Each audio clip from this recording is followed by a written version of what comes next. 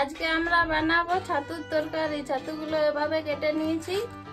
ছাতুর তরকারি বানানোর জন্য নিয়েছি পেঁয়াজ কুচি, আদা রসুন, লঙ্কা, কাঁচা লঙ্কা একসাথে বেটে নিয়েছি, জিরে রাবিং বেটে নিয়েছি। কড়া গরম হয়ে গেছে, এবার দিয়ে দেবো তেল।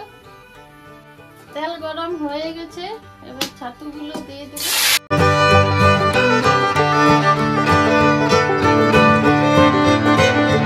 এবার দিয়ে দেবো নুন।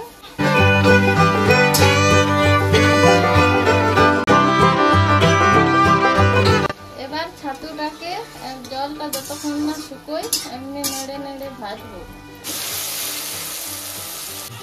ছাতু থেকে যে জল বেরিয়েছিল সেই জলটা ভালো করে নেড়ে নেড়ে শুকিয়ে নিয়েছি। এবার নামিয়ে রাখবো। এবার মশলা ভাজার জন্য তেল দিয়ে দেবো। তেল গরম হয়ে গেছে, এবার দিয়ে দেব গোটা জিরে আর শুকনো লঙ্কা ফোড়ন দিয়ে দেব। এবার দিয়ে দিব পেঁয়াজ কুচি।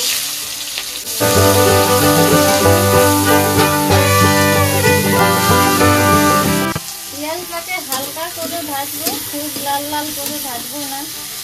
পেঁয়াজ হালকা করে ভাজা হয়ে গেছে, এবার দিয়ে দেবো আদা রসুন কাঁচা লঙ্কা বাটা।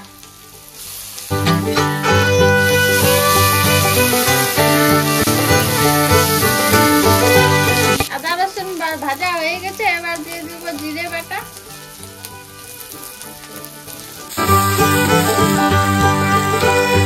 এবার অল্প করে জল দিয়ে দিব।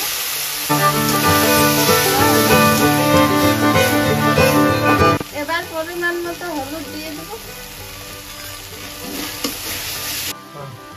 মশলা ভালো করে ভাজা হয়ে গেছে, এবার ভেজে রাখা ছাতু দিয়ে দেব।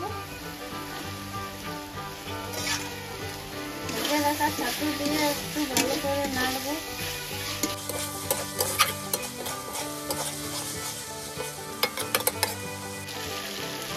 এবার অল্প জল দিয়ে দেব, বেশি জল দেব না, ছাতু আগে থেকে সিদ্ধ হয়ে আছে। তার কিছুক্ষণ ফুটিয়ে নেব, তারপরে ছাতু তৈরি হয়ে যাবে। ছাতুর তরকারি প্রায় ছাতু তরকারি রান্না হয়ে গেছে। ছাতু তরকারি তৈরি হয়ে গেছে, এবার নামিয়ে নেব।